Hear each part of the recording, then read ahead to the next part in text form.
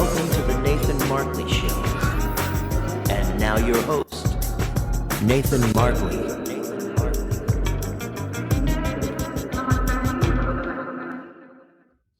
Well, hello everyone, and welcome to the Nathan Markley Show. I am Rhode Island's tech geek, Nathan Markley, and you're listening to WQRI 88.3 FM of Roger Williams University, Bristol, Rhode Island. What is this sign? They've been decorating the booth here. Oh! All the lights are falling off. Okay. Does it light up? Oh, it doesn't light up. Oh, it's not charged. Where did the T go? I'm making a mess in here. Alright, anyways. Welcome back, everyone. We have a lot of stuff to talk about, and I want to listen to some music too, so yeah. I'll fix that later. I'm missing the T. It's a sign that says welcome to the booth, and I picked it up and all the letters fell out, and I don't know where the T is. Oh well. Anyways, I hope you guys had a great Thanksgiving, as I mentioned earlier. And welcome back to campus. WQRI is back live. And hope you guys listening. And yeah, alright. So, let's get right to the point. My name is Nathan Markley, as I mentioned. This is the Nathan Markley. So where I talk to you guys about technology. And boy, do we have a lot of technology news to talk about today. A lot of things happening over the past week, and a lot of things going to be happening in a couple of weeks that we should be all aware of, and you guys should know about. Yeah. Move this microphone up a little bit. All right. So, where to begin? Well, let's do some housekeeping, shall we? First and foremost, the phone number here to call in if you want to talk about what I talked about, or comment, or just say hi. That phone number is 401-254-3800, 254-3800. Phone lines are open. Give it a call, and I may answer it. Who knows? And also, I'm Facebook Live in this. As I said, live streaming this on Facebook Live. The Facebook page is facebook.com/The Nathan Markley Show, so go check that out if you want to watch me behind the scenes. And as always, I think I figured out how I can record the whole show. Me talking, if people call in, background music, and whatever. I figured it out. It's pretty cool. I talked about it a little bit. So I'm going to be recording it, and after the show, probably later tonight, up on the website, the NathanMarkleyShow.com page, the recording will go there so you can, if you have to leave, you can't listen to the whole show, you can always listen to it, or if you miss the show every week, because I do this show every Sunday, 2 to 4 p.m., you can do that. So, yeah, listen to record. Or you have to go back and think, what did Nathan talk about this week? Or what was that thing? So, yeah. Looks like it's recording, and it's pretty good. And I can't believe it took me this long to figure this one out. Let's start with that. So how did I figure out how to record it? Before, I used to just record my side of the radio show, and you couldn't get anyone calling in or whatever. But I have so the way we use the live stream on WQRI's website is we have a program connected to one of the computers that the live stream goes through. So we have audio cable, 3.5 millimeter audio cable going to the computer. And I have a Y adapter that you can plug in two audio cables into, and one goes into the port. So I bought that Y adapter in, and I plugged it into the computer, and I plugged the live stream cable into one end of the Y adapter, and then I plugged my digital recorder into the other Y adapter. So, and it seems to be working. I'm looking at it, so if you're watching the live stream, you can see me looking at this. Oh, which reminds me, I have to go on my personal Facebook and share this live stream. So bear with me 1 second. Let me go on there. But yeah, how is everyone's week been? How's your Thanksgiving? I hope you enjoy it and ate a lot of turkey and all that stuff. I had a good Thanksgiving. I hung out at home and with family, so it's pretty cool. So I want to share this post on my timeline, and that's weird. Post. Alright. Enough of me messing around here. Another housekeeping item, then I'll get right to the tech news where you guys don't want to talk about, and then to music. Normally this show, the Nathan Markley Show, I come on Rhode Island's Tech Geek, Sundays 2 to 4 p.m. The past 2 Sundays haven't been on the radio. Well, been busy and really didn't feel like doing it. But this week I have, and this week was a little late because I was setting up the booth and turning it back on because we shut it off for the break. I can't wait till we should just keep it on all the time to listen to music, because when we're on break, what else do I listen to? Really, I that's what I've been listening to for ever since I started going to Roger Williams. I just turn on WQRI on my radio on the live stream. Yeah, so normally tune in 2 to 4. But yeah. Let's talk about some tech news, shall we? And then we get to music. The second hour. I'm going back to my original plan because I like doing that, and I think you guys like that. Right? Alright. I keep checking the this recorder, make sure it's work. Can I keep this over here so I can monitor it? Yeah, I can. Yeah, and it's been working really well. Don't be surprised. And the live stream seems to be working, so that's good. Alright. What should we talk about first in tech news? Well, you know what? I want to talk about this. Open up. Alright, Tesla. This is about a couple of weeks old. Tesla announced a brand new automotive vehicle. 2 new automotive vehicles. And the first one is a Tesla Semi. So it's a all-electric truck. Looking at the picture for TechCrunch.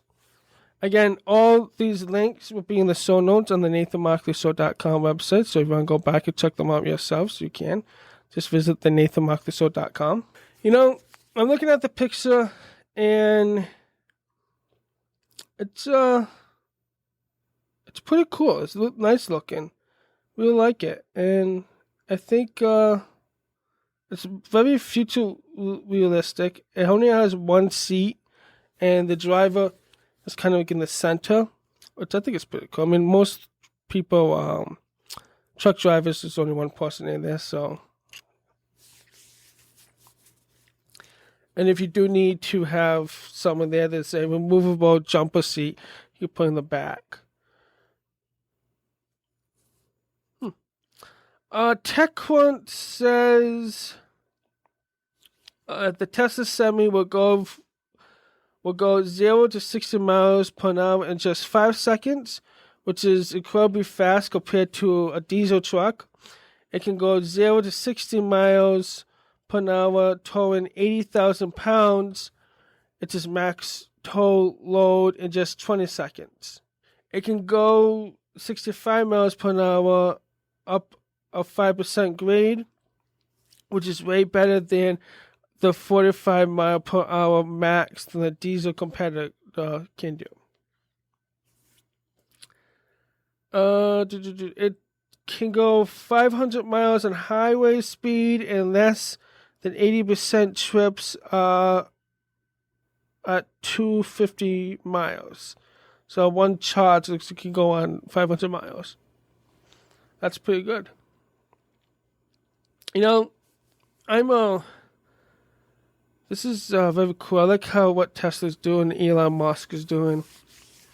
Again, electrical cars, but, you know, it's definitely a game changer for the automotive industry. It really is. TechCrunch says the real secret weapon of the truck, however, isn't that it can turn into a giant fighting robot. A little Transformers thing, because that feature isn't activated yet. If it does exist, that's funny. TechCrunch. And Tesla won't admit it about then. You know what? Look at this picture. It does look like a Transformer. Huh. Does the other Tesla's kind of look like Transformers? I wonder if this can transform into a fighting robot. That would be pretty cool. Maybe Elon Musk's onto something. But the truck offers a transmission that requires no shifting of gears, as it normally for fully electrical vehicles. Well, of course, with regenerative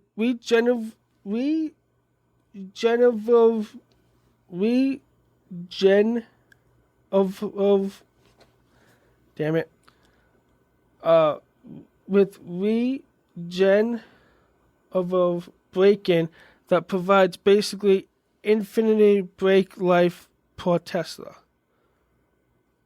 Huh, interesting. That's very interesting. Tesla also says that the Semi outperforms its diesel rivals in terms of responsiveness and handling, and can cover more mileage than a diesel semi truck in the same time span, with safer operation and around regular traffic. It also uses a number of Model 3 components to maximize production efficiencies, including individual Model 3 motors for each wheel and even Model 3 inner set door handles. Cool. You know, the cabin of the truck is actually pretty cool. I want to see if I can pull up a picture of the cabin to tell you. But it has like two touch screens on it. And I really like it. It's like driving a computer. Which really it is. Oh, what? Here we go. Nope. Oh, there we go. Alright. So there's two touchscreens. There's the steering wheel and touchscreen on the left, touchscreen on the right. So you know how in the other Teslas, Model 3, Model X, Model S, there's one big touchscreen in the center? Well, because the steering wheel is in the center, they have and they have two on each side. And I'm guessing maybe you can see the rear view mirrors because you can't see behind you, so they probably have backup camera in there. And it also says you can have third-party applications to track and put mileage in and all that other stuff. So they'll be working with other trucker companies to make sure they can operate the normal stuff. And it looks so futuristic. It really does look like a Transformer.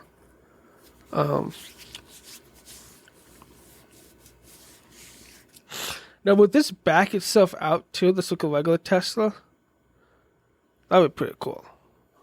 I really like that. But the other Tesla vehicle moving forward is the Tesla Roadster. It's a sports car for Tesla. It is one of the fastest vehicles right now, and for electric vehicle, it says it's one of the fastest from like Ferrari and Corvette and all that stuff. And it's pretty nice. It is sweet. I thought I wanted a Model S or Model X, but I think I'm going to wait to get this Tesla Roadster. If I'm going to get a Tesla, I'm getting this. It can go in just 1.9 seconds from 0 to 60, 4.2 seconds from 0 to 100. It can handle a quarter mile in 8.9 seconds. That is fast. And another cool thing I like about this car, from the picture and the videos I watched, the roof, like the sunroof, it's like a convertible. Oh no, it's like the T-board. You know, like has the T side. You can take the window up, the Corvette, and is that the T-board? Yeah, whatever. You know what I mean. And so the roof comes up, only half of it, where your head is. It is really, really nice. And of course, the first color that painted it is red, which is awesome. The Tesla Roadster says the top speed is above 250 miles per hour, and has what's the battery pack? 200 kilowatts battery pack that offers 630 miles of highway driving range. Wow. That's pretty amazing. What Tesla is doing with electric cars, this is definitely a game changer. It also has 2x2 4-seater. It's a 4-seater. Wow. And it's going to be available in 2020 at $200,000. Holy shit! $200,000? With the first 1,000 sold being Founders Series models that will retail for $250,000. Wow. Which is a steal for the fastest production car ever. That's... I guess it is a steal. Understandably, the crowd was in awe when Musk revealed the new Roadster, which has a look inside and out of the ores a lot of the classic sports car's design. The car also whipped up the runway at the hangar where the event was held before pulling into stop and being flanked by the two new Tesla semi-trucks on either side. So it looks like they did when they revealed this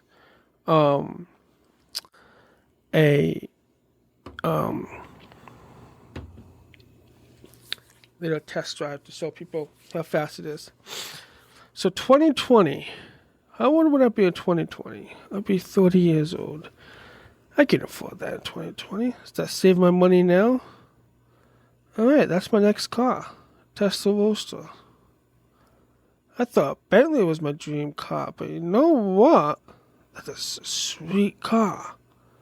I'm looking at the pictures and slideshow. That is a sweet, sweet car. And the design, the interior of it, wow. It's amazing. Oh, they have it in gray too. Oh, it's like a ghost. I'm going to call it a ghost car. It's so fast you don't even know. You didn't even see it. It's amazing. Really, it's amazing what it can do. The power of technology. Yeah. Okay. 2 new cars I'm getting. The semi-truck, always want to be a truck driver, and the Roadster. All right. Elon Musk, if you ever listen to this podcast or so, give me a contact. Let's do a partnership or a sponsorship. I'll promote Tesla even more. Let's see. So, I guess during the day of the event, a couple of weeks ago, people are putting down a $50,000 deposit on Porsches when it's available without knowing the full price. And more than a few Tesla fans were taking them up on the offer. Wow, that's I need to find out how to make gifts. Anyone know how to make gifts? GIFS gifts, that kind of gifts, not gifts like you wrap presents. Speaking of gifts, you know what? Let's take a little short break here. So you guys know we have Black Friday and Cyber Monday, right? Days that you can you buy stuff, you get ready for, you get deals for yourself or maybe for Christmas presents or whatever. Most people buy stuff for them. But there's a day for charities and nonprofits, Tuesday, the first Tuesday after Cyber Monday. It's called Giving Tuesday. And it's really a great day for giving and to remind people to give during the holidays and support their favorite charity and nonprofits, right? And you probably see all this over social media, and people like charities and nonprofits telling you to give during Giving Tuesday, a big campaign. And I know Facebook and the Bill Gates or the Gates Foundation is partnering up to donate matching donations that people donate to nonprofits via Facebook up to $2 million. And so I work with a nonprofit here in Rhode Island called Rhode Island Parent Information Network, WIPIN, and we're doing they're doing a campaign. Again, they're getting involved in Giving Tuesday, and I made a post. So on Facebook, you can create fundraisers, right? So I made a post and a fundraiser to try it out. I never did a fundraiser on Facebook before, and I figured this would be a perfect time to try it out. It's under the Nathan Markley Show Facebook page and under my Facebook profile. But if you go to the Nathan Markley Show Facebook page, you see it right there. I'll pin it to the top so you can see it. And you can donate to WIPIN as little as $5. Or if you can't donate, don't worry. Just share the post with friends and family, Sharing the post is the best way to help any nonprofit, or also help WIPIN out. So Tuesday, Giving Tuesday, think about your favorite charity or nonprofit, cough, cough, WIPIN, and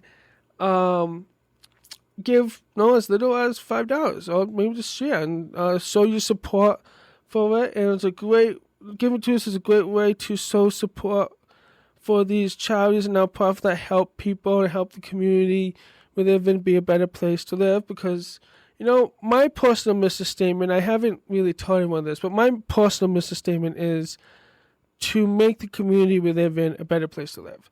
And how I do that, it depends on what needs to be done and what people come to me to tell me what needs to be done, and I can see if I can help them. Yeah. So my Facebook live stream here is like auto-focusing, and so it's going in and out. Sorry, Facebook live stream. But anyway, so Giving Tuesday, head on over to my Facebook page. Or if you want to check out WIPIN's website, it's ripin.org. That's RIPIN.org. There's information there, and there's a donate button. They want to donate directly to that. But yeah, so Giving Tuesday is pretty nice. So after Monday, Cyber Monday, tomorrow, after you get all your deals and all that, and you feel like you spent a lot of money, and what to do, maybe you regret it, I don't know. You can show your support and donate to your favorite nonprofit organization, or just support and tell people about it. So, yeah. All right, enough of that. Let's get back to the tech news, shall we? All right, next thing is the Uber. Uber, that app that you can request a driver, like a personal driver? Yeah, they had a data breach back in 2016, and we just found about it last week. Oh, this past week.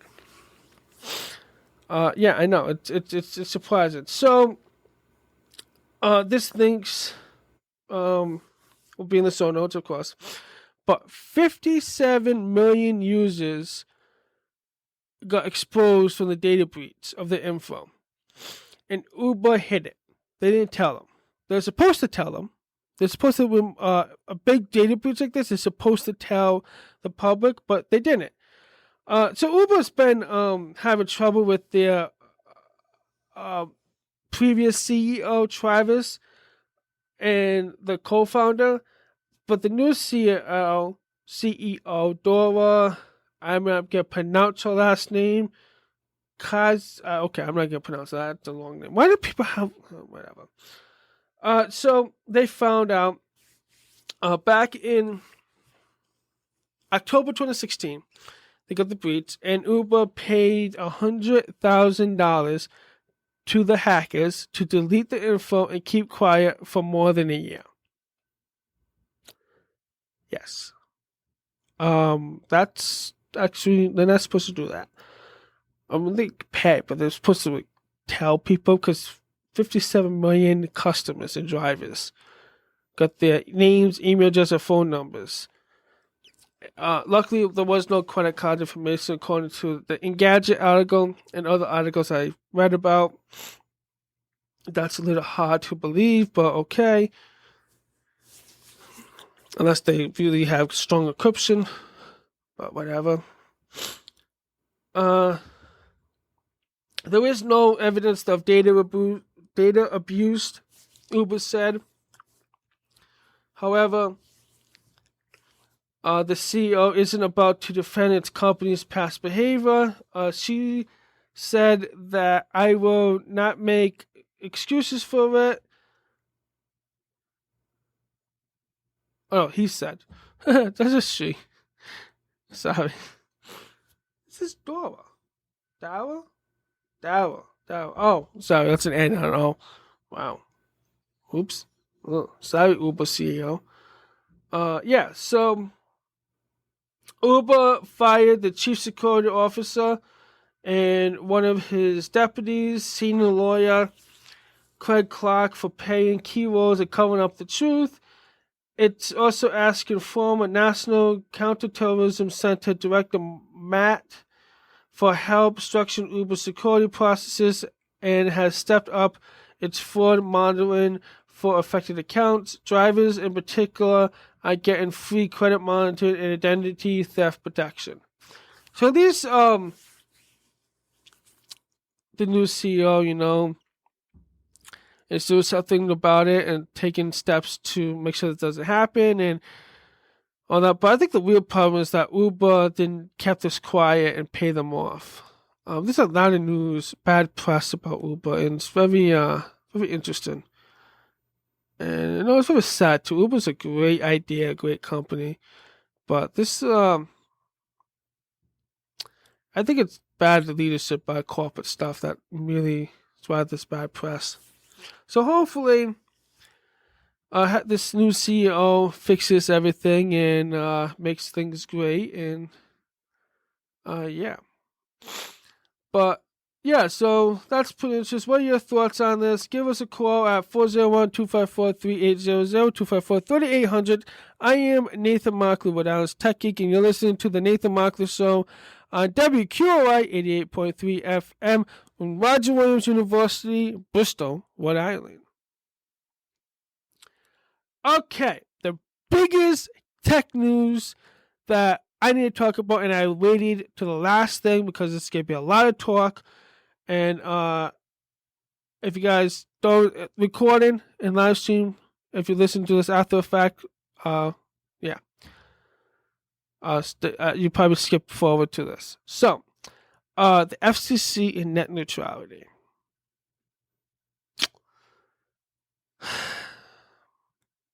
Guys, we have a problem. We have a huge, huge problem. And I don't think people realize how big a problem it is. Because I'm not seeing a lot of talk about this. I mean, I'm seeing talk about other things. I'm not going to say other things, but yeah. This is a huge, huge problem.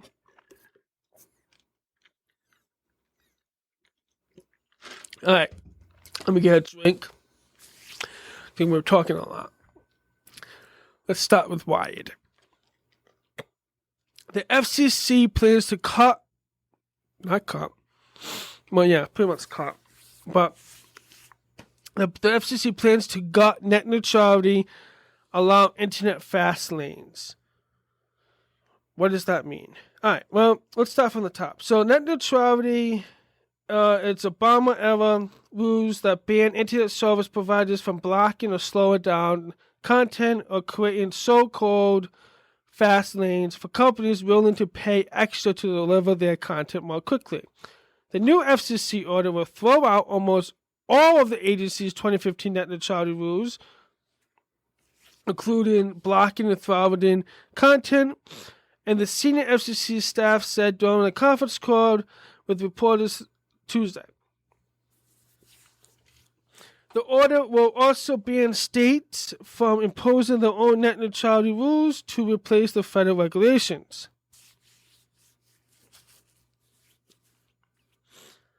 The order also resolves the decision to classify both mobile and home broadband internet services as common carriers like telephone services. Oh, I did not know about that.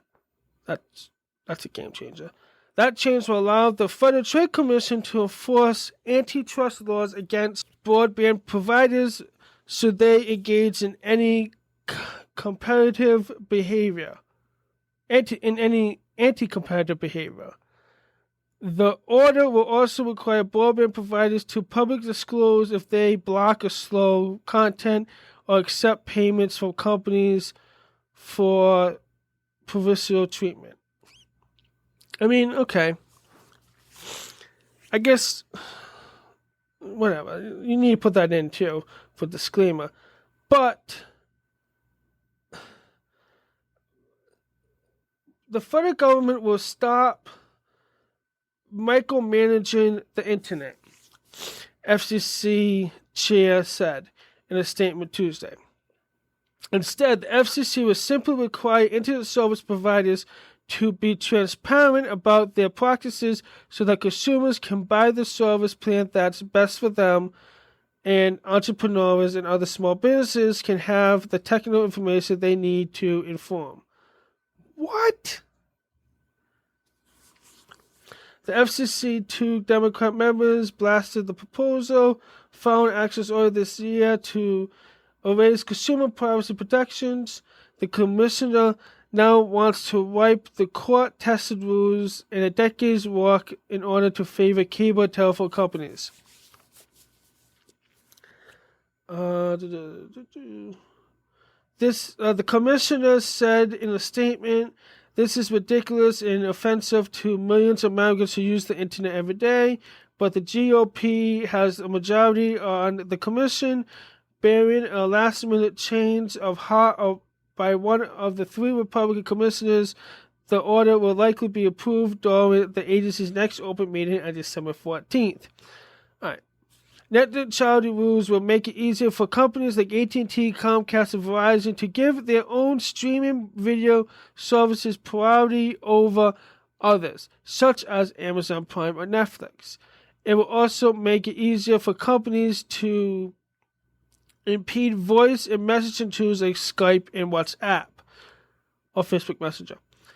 Of course, well-established services from deep-pocketed companies like Google, Facebook, Microsoft will likely remain widely available, but net neutrality advocates argue that smaller companies that don't have the money to pay for fast lanes could suffer. In other words, protecting net neutrality isn't about saving Netflix, but also saving the next Netflix. Previous FCCs have largely agreed the agency forced move to protect net neutrality in 2005, part of the statement declaring that internet users had a right to access the content and services of their choosing. Under that policy, the FCC in 2008 ordered Comcast to stop slowing BitTorrent connections. The cable giant challenged the ruling, arguing that the agency had overstepped its authority and won. The Obama-era FCC passed a more robust set of rules in 2010, but those were struck down in 2014 following a lawsuit filed by Verizon. So if this goes through, pretty much to summarize what I just said, Verizon, AT&T, Comcast, Time Warner will all be in charge of the internet and making their friends that give them money services faster. So pretty much they get a segment the internet. They're going to have a slow lane, as Wired says, and a fast lane. right? Two different internets, right? They're going to segment it, right? So this is how I comprehend what it is, all right? Slowly and fastly, they're going to segment the internet. People that pay, companies, Netflix, Amazon, Google, WhatsApp, Skype, whatever, pay money to either Verizon, AT&T, Comcast, Time Warner, whatever, pay the money to make sure their services and videos serve faster than others won't go to the fast lane. Now, people that don't pay will go to the slow lane and will be slower to load, like WQRI's live stream. So if you want to listen to our station online, you should be against this new FCC net neutrality rule, because WQRI won't be able to stream. Our stream would be slow because we can't afford to pay these companies to put us in the fast lane. Or even my podcast. Oh, crap. Yeah. So, makes sense that they're going to segment the internet pretty much and control what shows up faster than others, and based on money. Their friends and Facebook Live sees them doing the quotes of the friends. Yeah. So, what do you guys think? Have you heard of this new FCC net neutrality rule, and how they got it? What do you guys think? Are you guys against this? There's also Thursday. Not Thursday. Last week, Wednesday, the FCC put out a 200-page document of what this all means. I haven't even finished reading it because it's 200 pages. And I don't plan on, I don't know, I have to read this. 200 pages. What do you think? Give us a call, 254-3800. Yeah, so net neutrality is good. It protects the ISPs, internet companies, to segmenting the internet, making fast and slow lanes. But I don't know. I think this is very serious, and we should be talking about it more. And what can you do to make sure this doesn't happen? Well, call your Congress person. What's the website? Oh, come on. What's the website? Alright, hold on. I have to look up that. There's a website you can go on that you can send a letter to your Congress. You put your name, your address in, and it finds your Congress, and you can send it to them.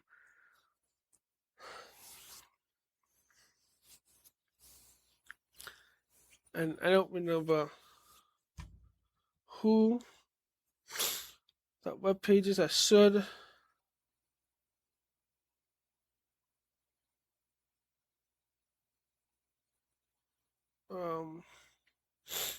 Let's see.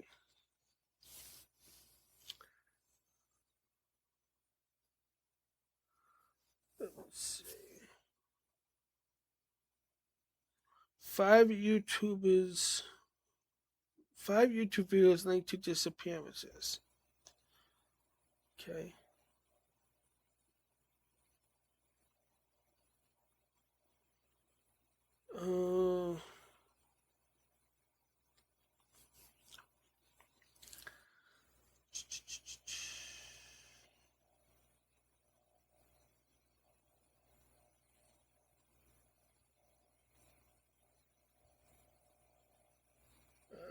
There's someone over here. Where is it?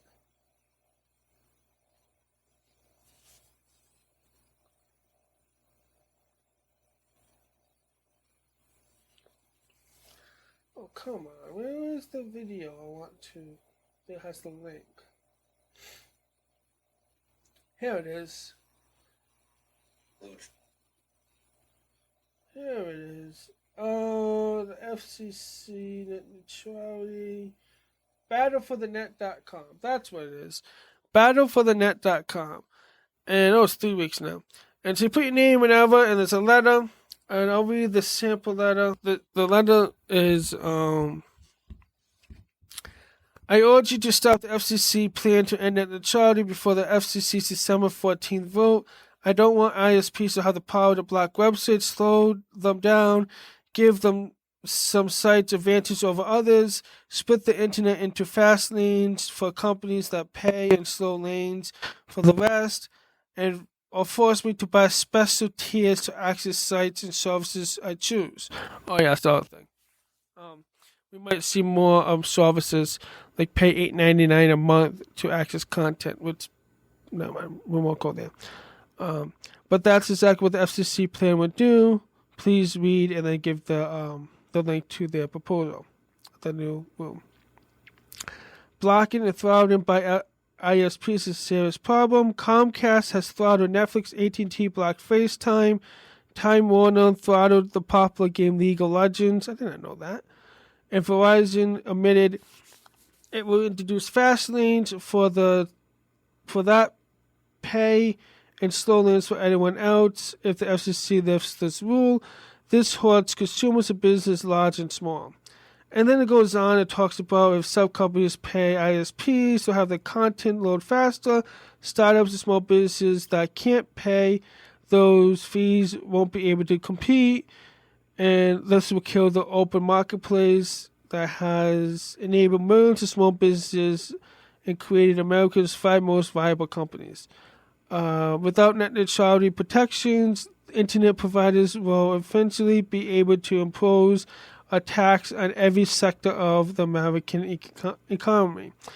So the internet, I'm not going to continue reading it. You can read it from going to battleforthenet.com. But the internet is, it's open internet, and the internet is not made to be blocked or segmented, or fast lanes, slow lanes. Is not made to be controlled like this. The internet is free, and the internet's not made to be censorship. Never was. The internet was originally made for the government, but you could just want to pass information back and forth, But then they got big and they found out what it is, and if this net neutrality gets lifted, the internet won't be the same. And all these cable companies, and phone companies want this because they can make more money. It's a monopoly, but don't forget the government's a bigger monopoly. And so this is definitely something that we all should be talking about and telling people to not do. The FCC not to do, and contact your Congress, call them, and also if you want, you can email them on this Battle for the Net. There's a button that you can call Congress. We might be able to call them right here on the show, because what they can do, enter your phone number, and it will call your phone. Yeah, so you get your number, you call your phone, and they will connect you to the FCC or Congress, right? So we call. So we have Battle for Net call the station, and we can do it right from here, so you can hear them. Can I do that?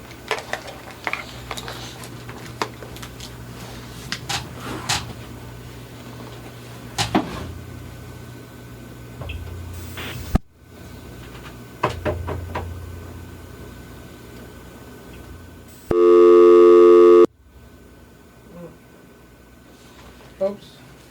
I was trying to call, but I hung up on them. Oops. Oh well. Anyways, so they gave you a script too. Once I enter the phone number, it says the script what to do, and it says the script says, I support Title II net neutrality rules, and I would like you to publicly oppose the FCC plan to repeal them. please contact the FCC chairman and demand that he abandon his current plan. We don't need legislation. We need you to stop the FCC from gutting the existing rules. How long is it? Oh my god, it's been almost an hour. The longest ever. This is long. It's 3 o'clock already. Ooh, did not realize that. Alright, I'm done. That'll be it. That's this week's tech news. A lot. And we have talked about a lot of stuff. Tesla, Uber data breach, and FCC net neutrality. Talk about it. Tell your friends and family about net neutrality and what the FCC wants to do, and have them go to battleforthenet.com and wait till Congress and then call them. And yeah.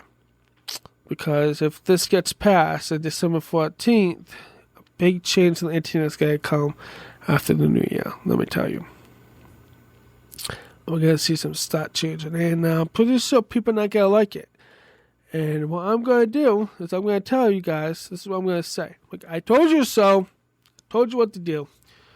Yep. Anyways, so I have a feeling this will pass. But if we can make them to stop. But anyways, with that being said, that would do it for this episode, this hour of the Nathan Markley Show. Thank you all for listening. I hope you enjoy it. I hope you guys learned something today about technology and the world of tech. Thank you all for listening to this show on WQRI 88.3 FM of Roger Williams University in Bristol, Rhode Island. Thank you, WQRI, for allowing me to do the show on the radio. I'm having fun. I really miss this. I really miss talking about this. Being a talk show host. This is awesome. All right, guys. So that would do it for this episode of the Nathan Markley Show. Thank you all for listening. You can listen to the Nathan Markley Show on Apple Podcasts, Google Play Music, iHeartRadio, the RSS feed on the website, or you can listen on the website, or you can also listen to it on Facebook and Twitter. There's a link. Every time we release a new episode, we share it on Facebook and Twitter. So be sure to follow us on Facebook and Twitter.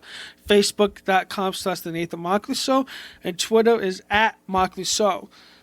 Also, if you want to get in contact with me, go to the NathanMarkleyShow.com website and click on the contact link. Gives you a page and contact form. So you can contact me there. Yeah. So I guess till next week, peace, good night, and don't the bed bugs bite. Bye, guys. You have been listening to The Nathan Markley Show.